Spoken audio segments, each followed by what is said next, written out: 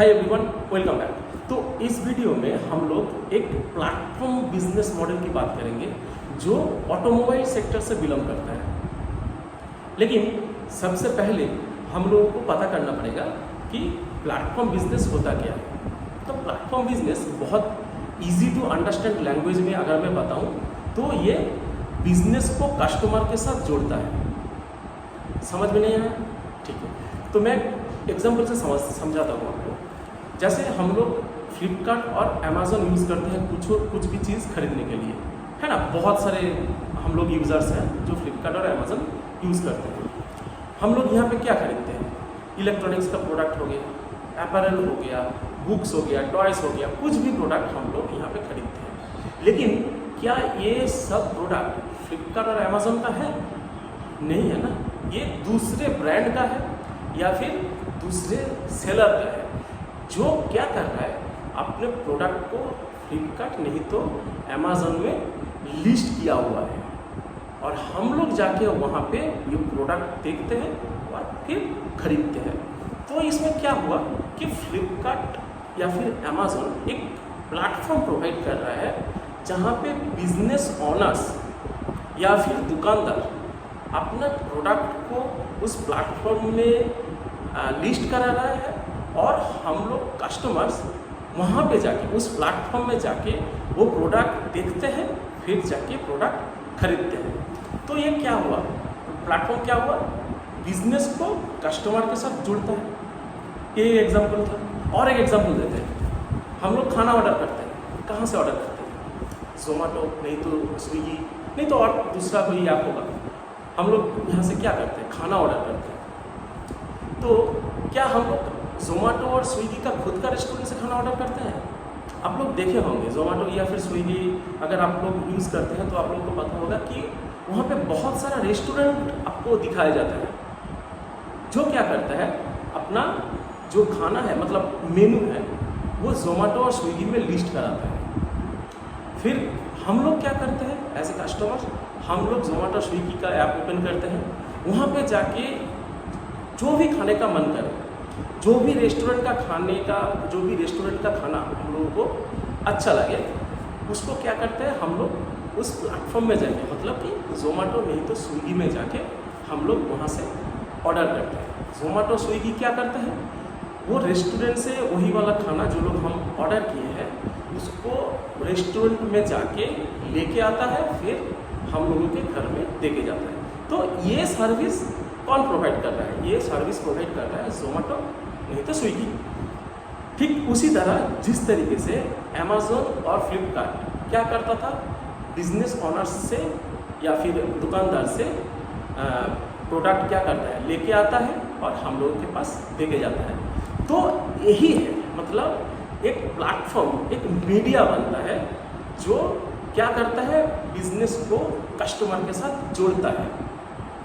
मतलब जो सेलर्स है और बायर्स ये दोनों को एक साथ लाता है। यही है प्लेटफॉर्म बिजनेस। मुझे लगता है अभी आप लोगों को बहुत क्लियर हो गया होगा कि प्लेटफॉर्म बिजनेस क्या होता है। तो अभी उसी तरीके से हम लोग बात करेंगे एक बिजनेस का जो ऑटोमोबाइल सेक्टर से बिलोंग करता है और ये एक प्लेटफॉर्म बिजनेस है। कैसे, क्या नाम है इसका?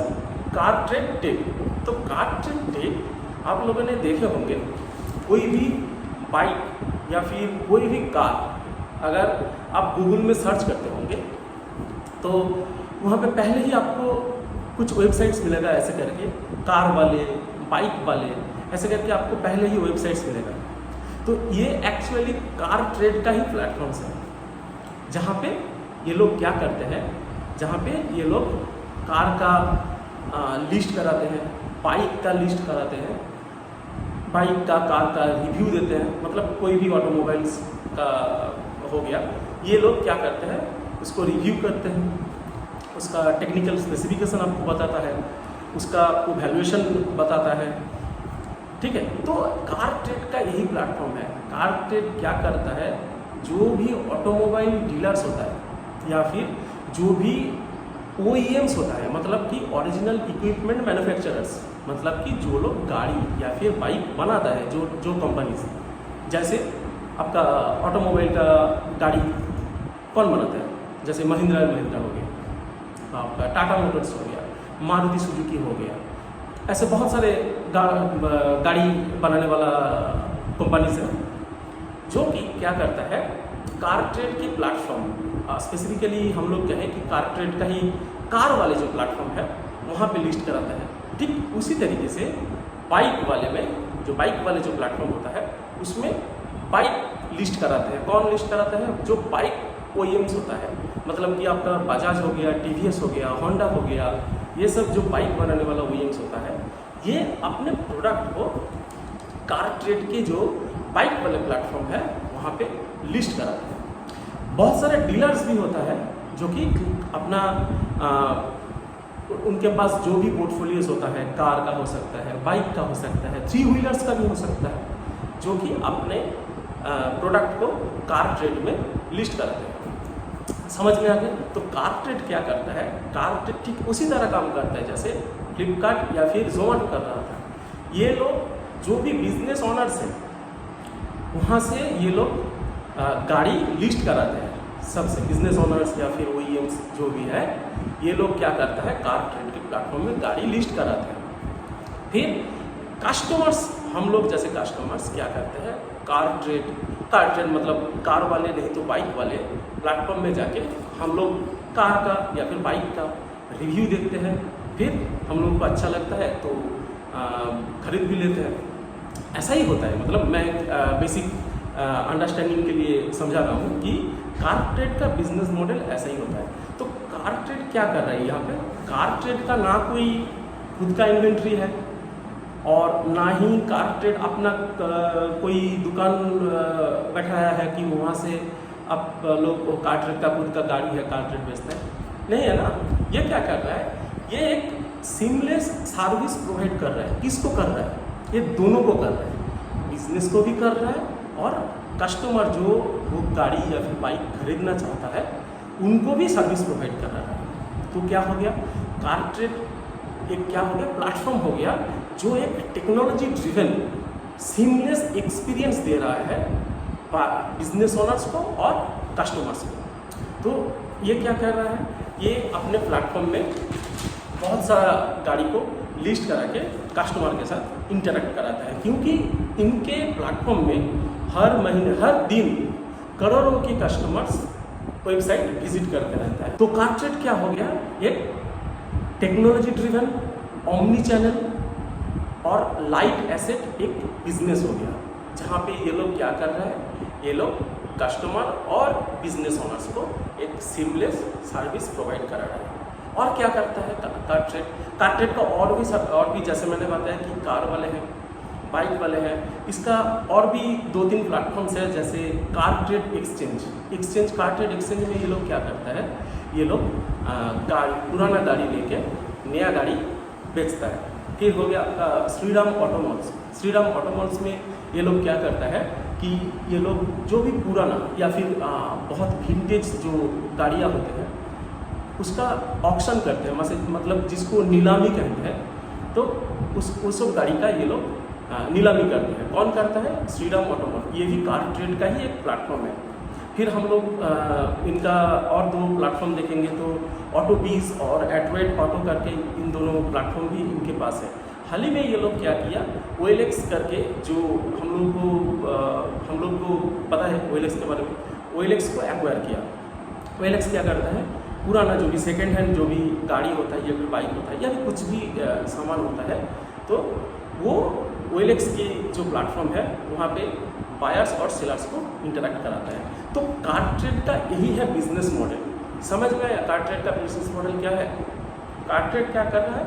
एक प्लेटफॉर्म है जो ऑटोमोबाइल जो भी बिजनेस ऑनर्स है, मतलब डीलर हो गया, आपका OEM मैन्युफैक्चरर्स हो गया, इन लोगों को कस्टमर के साथ लिंक कराते हैं। ठीक है, समझ में आ गया? ये हो गया आपका कार ट्रेड का मोटा मोटी बिजनेस मॉडल। अभी हम लोग समझते हैं कि कार ट्रेड आपका पैसा कमाते कैसे, मतलब कार ट्रेड को भी तो पैसा कमाना है ना। कार ट्रेड से लिस्ट करा के फिर कार ट्रेड तो मतलब छोड़ नहीं सकता ना, कार ट्रेड को भी अपना पैसा कमाना है।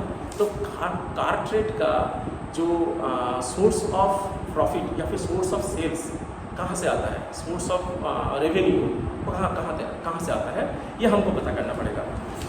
तो सबसे पहले क्या होता है, लिस्टिंग फीस होता है। लिस्टिंग फीस मतलब कोई भी बिजनेस ओनर्स या फिर मैन्युफैक्चरर्स अगर अपने गाड़ी को प्लेटफॉर्म में लिस्ट कराना चाहते हैं तो कारट्रेड उसके बदले उन लोगों से एक फीस चार्ज करता है। मान लीजिए ऐसा है कि आप लोग कोई भी मतलब जैसे एग्जांपल लिया था कि जोमेटो को भी देखिए, जोमेटो में अगर आप ओपन करेंगे तो आपको बहुत सारा रेस्टोरेंट का ऑप्शन मिलेगा, लेकिन बहुत ऊपर देखिएगा कुछ मतलब गिने चुने रेस्टोरेंट आता है जो बार बार आता है। आप कुछ भी सर्च कीजिए वही रेस्टोरेंट आता है, तो उसमें बगल में छोटा सा करके लिखा हुआ होता है ऐड। मतलब क्या, मतलब कि वो जो रेस्टोरेंट है वो अपने आप को सबसे पहले प्रायोरिटीज़ में दिखाने के लिए कि प्लेटफॉर्म में उसको सबसे पहले दिखाया जाए,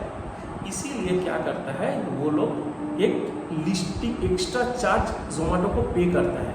लिस्टिंग फीस तो है, उसके बाद भी ये लोग एक एक्स्ट्रा चार्ज पे कराता है प्रायोरिटीज़ में दिखाने के लिए। तो कारट्रेड भी वैसे ही करता है। कारट्रेड लिस्टिंग फीस तो लेता है, वो तो है ही है, लेकिन उसके साथ साथ ये लोग क्या करता है, ये लोग जो भी कार अगर आप प्रायोरिटी में दिखाना चाहते हैं उसके लिए ये लोग OEM से नहीं तो डीलर से ये लोग एक्स्ट्रा फीस भी चार्ज करता है।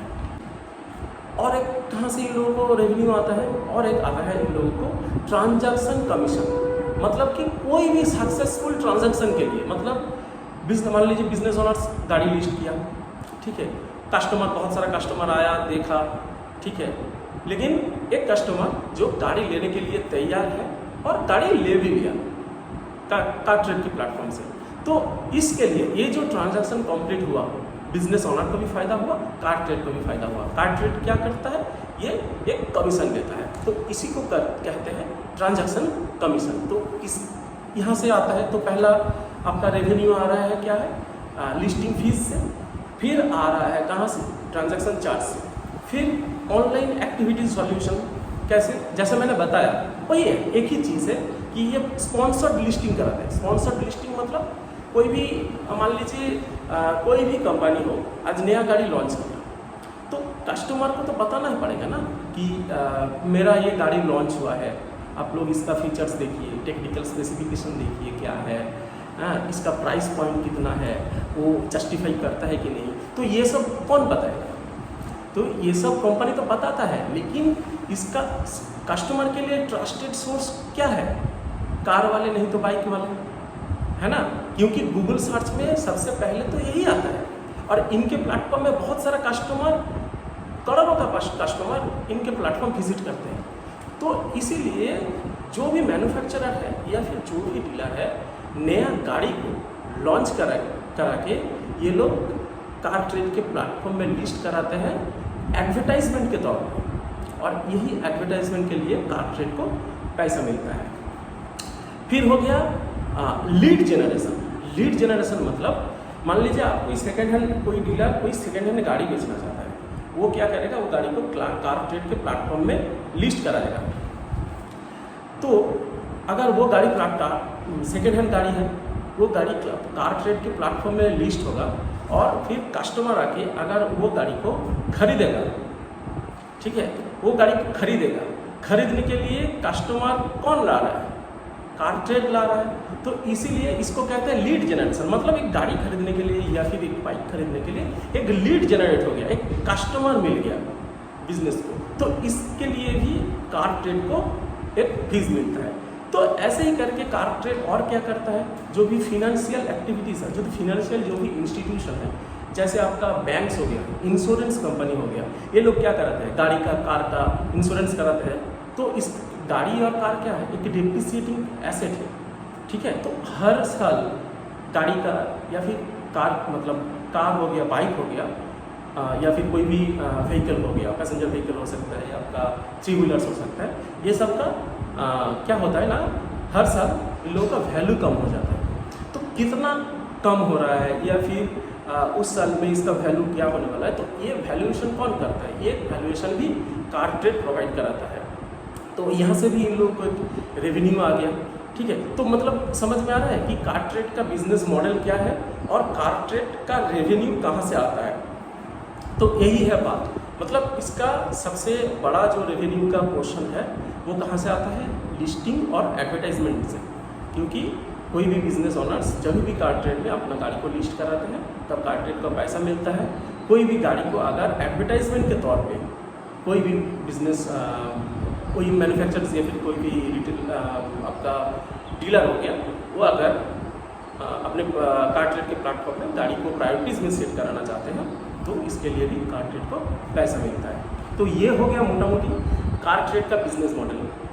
उम्मीद है कि आपको प्लेटफॉर्म बिजनेस मॉडल भी समझ में आया होगा और कार ट्रेड कैसे काम करता है ये भी समझ में आ गया होगा।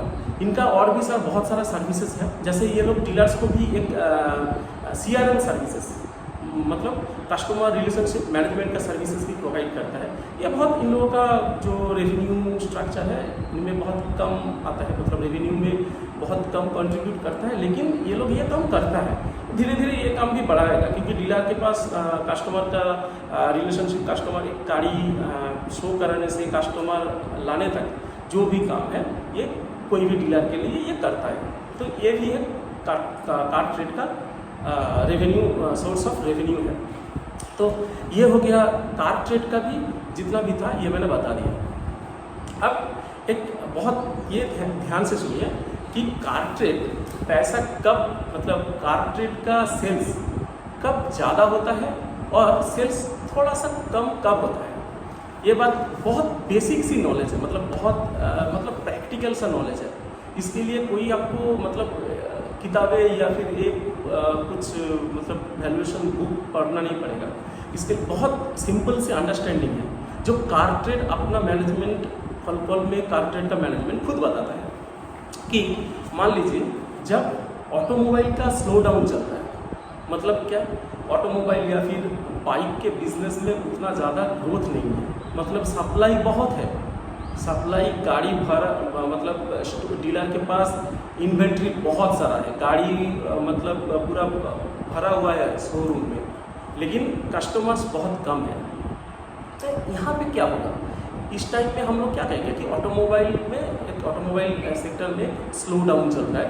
तो इस टाइम क्या होता है ना कि डीलर्स या फिर जो भी मैन्युफैक्चरर्स है कार का, ये लोग क्या करता है, ये कार ट्रेड का प्लेटफॉर्म में ज़्यादा जाके अपना एडवर्टाइजमेंट ज़्यादा करता है। कार ट्रेड को और भी बोलता है इसको ज़्यादा मतलब और भी प्रायोरिटीज़ में लाओ और भी कस्टमर के साथ इंटरेक्शन कराओ। तो जितना ये कार ट्रेड के प्लेटफॉर्म को यूज़ करेगा कार ट्रेड को उतना फ़ायदा होगा, ये लोग उतना ज़्यादा एडवर्टाइजमेंट करेगा और उतना ज़्यादा कस्टमर के साथ लिंक कराएगा, जितना कस्टमर ये लोग इंटरेक्शन कराएगा उसके लिए इन लोगों को ज़्यादा पैसा मिलेगा। मतलब क्या, एडवर्टाइजिंग जो रेवेन्यू है ये जब ऑटोमोबाइल सेक्टर का स्लो डाउन चल रहा होता है तभी इन लोगों का जो एडवर्टाइजिंग जो रेवेन्यू होता है वो बढ़ जाता है। समझ में आ रहा है मेरा बात, क्योंकि गाड़ी तो बेचना है ना आपको, डीलर को गाड़ी इन्वेंट्री मतलब दुकानें गाड़ी से भरा हुआ है तो दुकानें तो खाली करना, गाड़ी तो बेचना पड़ेगा। तो इसके लिए क्या करता है, वही करता है कार ट्रेड को बोलता है अरे भाई देखो मेरा ये गाड़ी, इसको पहले मतलब बेचने की थोड़ा सा बंदोबस्त कीजिए भाई। तो इसके लिए क्या करेगा, कार ट्रेड पैसा लेगा कि भाई हाँ ठीक है हम लोग ज़्यादा से ज़्यादा इसको प्रायोरिटीज़ में दिखाएंगे, इसका ज़्यादा से ज़्यादा ऐड देंगे, तो फिर क्या होगा, डीलर को कार ट्रेड को पैसा देना पड़ेगा। ठीक उसी तरीके से मैन्युफैक्चरर्स भी डायरेक्ट जो भी आपका गाड़ी बनाने वाला है या फिर आपका बाइक बनाने वाला है वो लोग भी कार ट्रेड को पैसा देगा कि मान लीजिए स्लो डाउन में कोई नया गाड़ी लॉन्च हो गया तो उस टाइम क्या होगा, अभी ऑटोमोबाइल में स्लो डाउन चल रहा है तो गाड़ी तो कोई लेगा नहीं ना, नया गाड़ी बहुत ज़्यादा कस्टमर होगा नहीं, जितना डिमांड होना चाहिए था उतना डिमांड है नहीं। तो ये लोग नया गाड़ी की कहाँ पे शो कराएगा, कार ट्रेड में शो कराएगा कि ज़्यादा से ज़्यादा एक्सपर्टाइज को लाओ, इसको ज़्यादा से ज़्यादा आप लोग रिव्यू कराओ और पूरा एडवर्टाइजमेंट देते रहो अपना वेबसाइट में, अपना प्लेटफॉर्म में। तो ये हो गया बात। तो कार ट्रेड मतलब जब भी ऑटोमोबाइल का स्लो डाउन चलेगा, ऑटोमोबाइल सेक्टर में थोड़ा सा डाउन टर्न आएगा, तब क्या करता है कार ट्रेड अपना सेल्स को बहुत ज़्यादा बढ़ा सकता है। ठीक है, मतलब तभी इन लोगों का सेल्स बढ़ता है। जैसे एक एग्जाम्पल देता हूँ और एक बार कि कोविड के बाद क्या हुआ था, सेमीकंडक्टर का शॉर्टेज आ गया था। तो इसकी वजह से क्या हुआ था, बहुत सारा कार मैन्युफैक्चरर्स गाड़ी बना नहीं पा रहा था। ठीक है, क्योंकि गाड़ी बनाने के लिए आपको सेमीकंडक्टर की ज़रूरत पड़ता है। कोई भी इलेक्ट्रॉनिक्स पार्ट्स जो भी है बनता है तो उसके लिए सेमीकंडक्टर बहुत ज़रूरी पार्ट है। ठीक है, लेकिन वो कोविड के लिए जो सप्लाई चेन है वो डिस्टर्ब हो गया था। सेमीकंडक्टर मतलब डिमांड बहुत बढ़ गया था सेमीकंडक्टर का। तो उस टाइम क्या हो रहा था, जितना भी गाड़ी बनता था उसका प्री बुकिंग हो जाता था और एक कस्टमर को गाड़ी लेने के लिए 1 साल तक वेट करना पड़ता था, कोई भी गाड़ी लेने के लिए। तब आप प्रैक्टिकली समझिए, तब क्या ऑटोमोबाइल जो अपना गाड़ी मतलब बनाने से पहले ही प्री बुकिंग करता है और उसमें मतलब प्री बुकिंग फुल हो जाता है और मतलब जो कस्टमर है उसको 1 साल का या फिर 6 महीना का वेट पीरियड मिलता है। क्या वो अपना पैसा देके कार ट्रेड में गाड़ी को एडवर्टाइज कराएगा? नहीं कराएगा ना। तब मतलब क्या, तब ऑटोमोबाइल सेक्टर का ग्रोथ बहुत ज़्यादा है, ऑर्गेनिक ग्रोथ आ रहा है। तो वो लोग एडवर्टाइजमेंट करके तो कार ट्रेड में अपना गाड़ी को ऐड नहीं कराएगा, गाड़ी को लिस्ट नहीं कराएगा। तो उस टाइम क्या होता है, कार ट्रेड का सेल्स थोड़ा सा घट जाता है। जैसे हुआ था कोविड के टाइम, कोविड के बाद जब ऑटोमोबाइल में बहुत बढ़िया ग्रोथ फेज आया था, तब क्या हो रहा था, कार ट्रेड का सेल्स सिर्फ 5 से 10% के आसपास ही हो रहा था। लेकिन उसके बाद जब 2023 के बीच में से मतलब सेकेंड क्वार्टर से जब से थोड़ा सा मतलब तब क्या हुआ, फिर अचानक सब कुछ ठीक हो गया, फिर आपका सेमीकंडक्टर अवेलेबल हो गया, फिर गाड़ी बहुत सारा बनने लगा। तब क्या हुआ कि सप्लाई इतना ज़्यादा बढ़ गया, डिमांड कम हो गया। फिर सप्लाई कम बढ़ जाता है और डिमांड कम हो जाता है, तब क्या होता है, तब सेक्टर में स्लो डाउन आता है ना। सप्लाई डिमांड का खेल समझ में आ रहा है ना। सप्लाई बढ़ गया, डिमांड घट गया, मतलब क्या, सेक्टर में स्लो डाउन आ गया।